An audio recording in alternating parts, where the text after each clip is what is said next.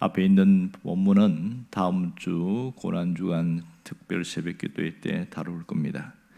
그리고 주님이 오늘 바로 이전에 보면 34절에 큰 소리로 엘리 엘리 라마 사박다니 이렇게 귓전에 때리는 그런 소리를 질렀습니다. 하나님이 어찌하여 나를 버리십니까? 그런 뜻이지요. 피범벅이 된 예수님의 온몸이 이제 운명하심으로써 축 늘어지게 되어집니다. 순간 깜짝 놀랄 일은 십자가 주변이 아니라 바로 성전이었습니다. 성전을 돌보던 자들이 깜짝 뛰어들어가면서 소리를 질렀습니다. 그것이 38절입니다. 성소의 휘장이 찢어졌다는 겁니다. 그것도 수직으로 찢어졌다는 것이 굉장한 특징이죠. 갑자기 멀쩡하던 성소의 휘장이 왜 찢어지냐는 거예요. 이것이 예수님이 운명하는 순간 찢어졌다는 것이 놀라운 특징입니다. 사람들은 이해할 수 없는 거죠. 이미 예수님은 골고다에서 운명하셨는데 예루살렘에 있는 성전의 휘장이 찢어진 것, 이게 무슨 상관이냐? 전혀 모르는 겁니다. 여러분, 이 성소의 휘장이 무엇이냐는 거예요. 그것은 성소와 지성소를 가로막고 있는 구별하는 특별한 커튼이에요. 이 구별한 특별한 커튼인데 이게 찢어졌다는 것은 당시에게는 재앙이 임했다는 거죠. 거기 있는 대제사장들이나 사두개인들이나 성전에 봉사하는 사람들이 하나님의 재앙이 여기에 임했다, 빨리 피해야 된다, 그런 생각들이 있었던 모양입니다. 이 성소의 휘장은 아무나 만질 수도 없고 아무나 그것을 들어갈 수도 없습니다. 우리가 잘 아는 대로 대제사장이 1년에 한 번씩만 들어갈 수 있는 곳이 성소의 휘장입니다. 그러니까 특별한 방법으로 그것도 휘장 안에 들어가게 되어졌고 자칫 잘못하면 죽을 수도 있는 것이죠.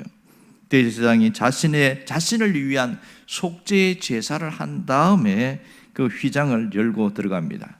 들어갈 때는 굉장히 긴장합니다. 죽을 수도 있거든요. 그래서 대제사장의 그 옷깃을 밑에 보면 방울을 달아놨어요. 움직일 때마다 딸랑딸랑 소리가 나는 겁니다. 아, 살아있구나. 그러면 거기서 소리가 안 나면 죽은 거예요. 그럼 어떻게 끌어내냐? 긴 줄을 하나 밖으로, 휘장 밖으로 내놔서 그것을 발목에다 묶어놨단 말이에요. 죽으면 그걸 잡아당겨서 그렇게 시체를 끌어내는 그런 일들이 있었죠. 그러니 이 휘장을 열고 들어가는 것은 대제사장도 자기의 목숨을 걸고 들어가야 되는 그런 위험한 일이었습니다. 그런데 그 휘장이 찢어지니 기가 막힌 일 아니겠어요? 여러분, 이 성소와 지성소를 가리고 있는 구별하는 그 커튼, 그 휘장의 두께가 얼마나 되는지 아십니까? 자그마치 20cm에서 30cm입니다. 우리가 있는 30cm 자를 가지고 딱 갖다 대면 됩니다. 그것도 한 올 한 올 끼워서 그렇게 만들었기 때문에 예리한 칼로 베어도 꿈쩍도 안 합니다. 여러 겹 여러 줄로 되어 있기 때문에. 어떤 분은 실험을 해봤대요. 황소 2마리가 양쪽에서 잡아당겨도 이걸 안 찢어진다. 그 정도로 굉장히 튼튼한 휘장이었고 단 한 번도 찢어진 적이 없습니다. 당시에 전해지는 이 말에 의하면 성전의 휘장이 위에서 아래로 찢어졌을 때에 300명의 제사장들이 달라들어서 그 찢어진 곳을 기웠다고 해요. 다 기웠는데 그러고 나서 돌아왔는데 바로 또 찢어졌다는 거예요. 이거는 누구도 할 수 없는 이런 엄청난 일들이 일어난 겁니다. 왜 이런 일이 일어나느냐? 그러면 휘장이 찢어졌다는 것은 무슨 뜻이냐? 이게 하나님의 재앙이냐는 거예요. 그 사람들은 100% 재앙이라고 생각했습니다. 먼저 이 휘장은 하나님이 찢어졌다는 것을 우리가 분명히 알아야 합니다. 이것은 재앙이 아니라 오히려 복이라는 것을 알게 됩니다. 그러면 이 성소의 휘장이 의미하는 게 뭐냐는 거예요. 찢어진 것은 이 몇 가지 의미가 있는데 첫 번째는 새로운 관계가 열렸다는 겁니다. 예수님을 중심으로 하나님과 우리 사이에 새로운 관계가 열렸음을 의미하고 있습니다. 이 성전의 휘장 자체는 거대한 장벽이요, 하나님과 인간 사이의 경계선이었습니다. 이 경계선, 거룩한 장소에 누구도 범할 수 없고 누구도 들여다볼 수 없는 그 장소에 이미 그리스도의 십자가 사건을 통해서 그 장벽이 무너졌다, 그런 뜻이죠. 출입 통제가 해제되었다, 이런 뜻이에요. 또 하나는 바로 십자가 사건을 통해서 새로운 약속이 선포됐다는 거죠. 그것은 뭐냐면 예수 그리스도를 중심으로 누구든지 하나님을 만날 수 있다. 이게 약속이었어요. 그걸 뭘로? 휘장이 찢어지는 것으로 그것을 표현한 것이지요. 새로운 약속. 세 번째는 새로운 만남입니다. 하나님과 누구든지 만날 수 있도록 하셨다는 거예요. 성소의 휘장은 누구든지 갈 수 없고 아무나 갈 수 없는데 이 누구든지라는 말이 대단히 중요한 겁니다. 이제는 누구든지 하나님을 만날 수 있는데 그 대상이 어떤 사람이라도 상관없다는 것이죠. 예수님을 중심으로 누구든지 하나님을 만났다는 것은 굉장한 능력이고 굉장한 힘입니다. 오늘 우리에게 주시는 교훈이 뭐예요? 예수님이 우리의 유일한 구원자라는 사실은 당연한 사실입니다. 그러나 예수님이 우리가 하나님을 만나는 유일한 방법이라는 것도 구체적으로 깨달아야 된다는 것이죠. 그것이 하나님이 성전의 휘장을 찢음으로써 이제 더 이상 다른 어떤 제사가 필요 없다는 것을 말하고 있는 겁니다. 오직 예수님 외에는 다른 길이 없음을 표현하고 있습니다. 2000년 전부터 우리에게는 새로운 길이 열렸습니다. 구약의 까다로운 절차와 복잡한 문제들이 하나도 우리에게 필요 없게 되어진 것이죠. 그런데 이 하나님이 찢은 그 휘장을 다시 세우려는 그런 자들이 생기고 있습니다. 그것은 하나님과 우리 사이를 가로막고 있는 영적인 세력들입니다. 성경에 나타난 표현으로 이야기하면 즉 그리스도와 거짓 선지자들아 이렇게 표현하고 있습니다. 이들은 하나님과 우리 사이를 원수로 만드는 사람들입니다. 결국 이들은 멸망과 진노의 길로 이끄는 자들이겠죠. 이것이 세월이 흘렀는데도 불구하고 지금도 나타나고 있습니다. 이단의 괴수들은 모두 다 바로 하나님과 우리 사이를 갈라놓는 자들이었습니다. 그러니 예수 그리스도 외에는 모두가 거짓이라는 사실을 우리가 익히 알고 있습니다. 유명한 말씀이 있잖아요. 사도행전 4장 12절에 보면 다른 이로서는 구원을 받을 수 없나니 천하 사람 중에 구원받으려 말하는 이름을 다른 이름을 내가 준 일이 없느니라. 이것을 잘 기억해야 됩니다. 그러므로 우리는 늘 적그리스도에서 경계하고 살고 있습니다. 이단에 대해서 잘못된 것을 알고 있어요. 하지만 여기까지는 너무 잘했어요. 그런데 문제는 뭐냐면 우리가 예수 중심으로 살아가는데 목숨 거는 것을 덜 하고 있습니다. 그냥 신앙생활하는 사람들이 많더라는 거예요. 우리가 정말 이 말씀을 깨닫는다면 내가 예수 중심으로 살아가는 그 신앙생활, 이것에 굉장한 의미를 부여해야 되고 그렇게 살아가는 것이 너무나 중요한 것이죠. 예수님은 하나님과 하나 되는 유일한 길이기 때문에 그런 겁니다. 하나님은 예수님 안에서 우리와 함께 하시고 예수님을 통하여 구원과 삶의 회복의 길을 열어가시는 놀라운 일을 하고 있습니다.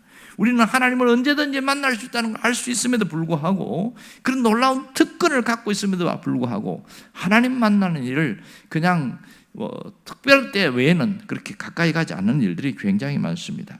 어떤 분들이 하나님을 만난다고 그러니까 궁금해하는 거예요. 어떻게 만납니까? 이렇게 묻습니다. 하나님을 어떻게 만나느냐? 눈에 보이지 않는 하나님을 어떻게 만나느냐? 그게 되게 궁금했던 모양이에요. 그래서 이렇게 소개했어요. 예배에 오면 하나님을 만날 수 있습니다. 그리고 이분이 예배에 저 뒷자리에 앉아가지고 두리번거리기 시작했어요. 하나님이 어디 계시는가?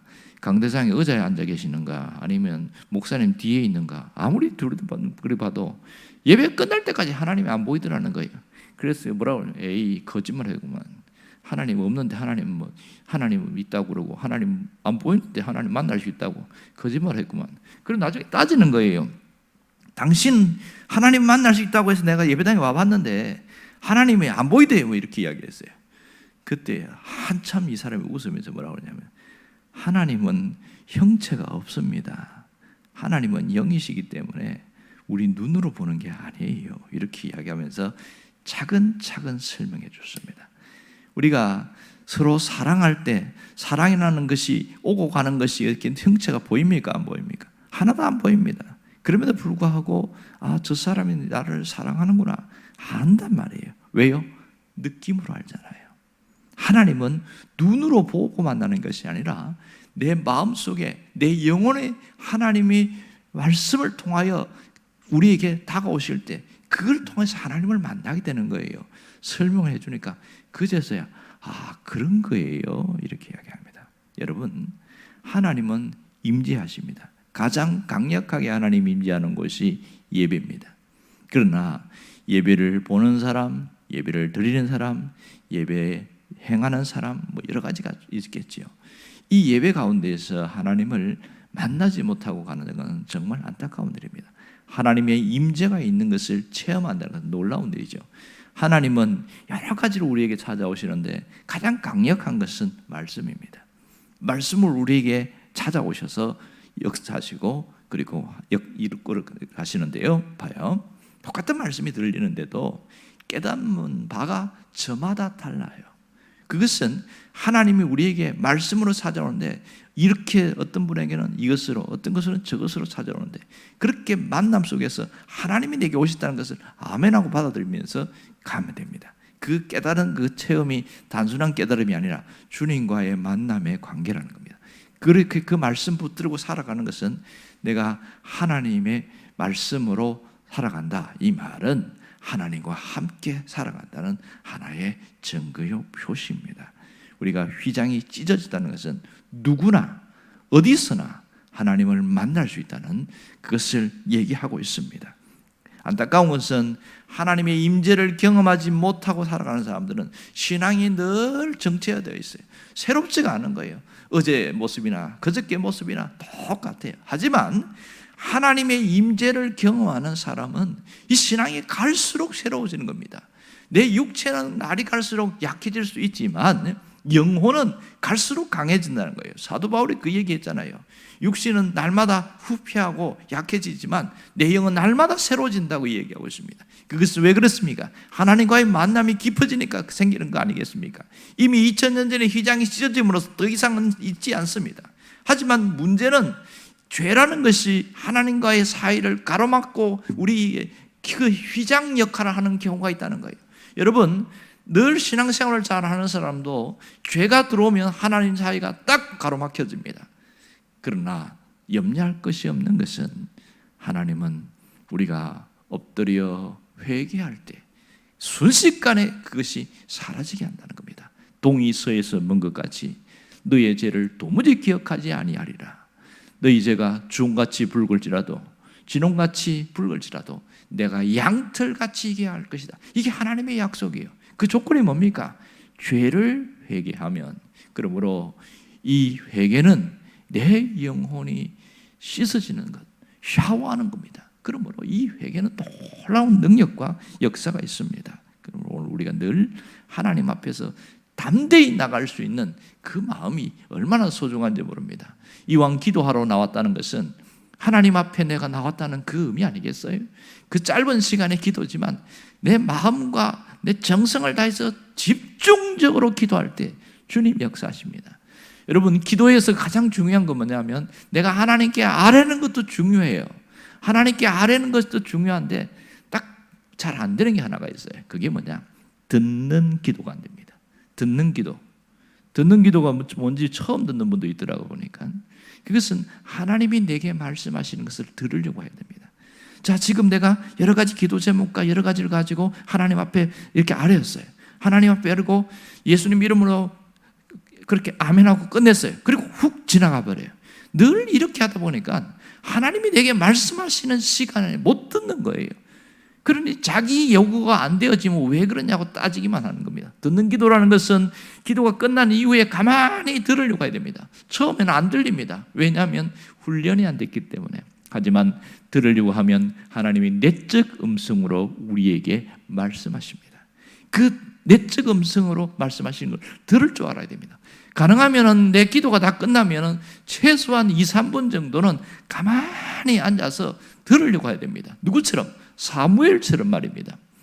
주여 말씀하시옵소서 종이 듣겠나이다. 이 듣는 기도는 사무엘이 그렇게 제일 먼저 알려준 거예요. 이렇게 우리가 듣는 기도가 훈련이 되면 하나님이 내게 어떻게 말씀하실지를 들을 줄 알게 되고, 그러면서 신앙의 확신이 강해지고 믿음이 더욱더 훨씬 성장하게 되어지는 겁니다. 이것이 하나님의 내게 말씀하신 걸 듣고 살아가는 자의 신앙인의 모습인 겁니다. 여러분들이 이렇게 함으로써 이 지금 신앙의 현재의 모습보다 더욱더 성장하는 그런 사람 되기를 주의 이름으로 축원합니다. 기도하겠습니다.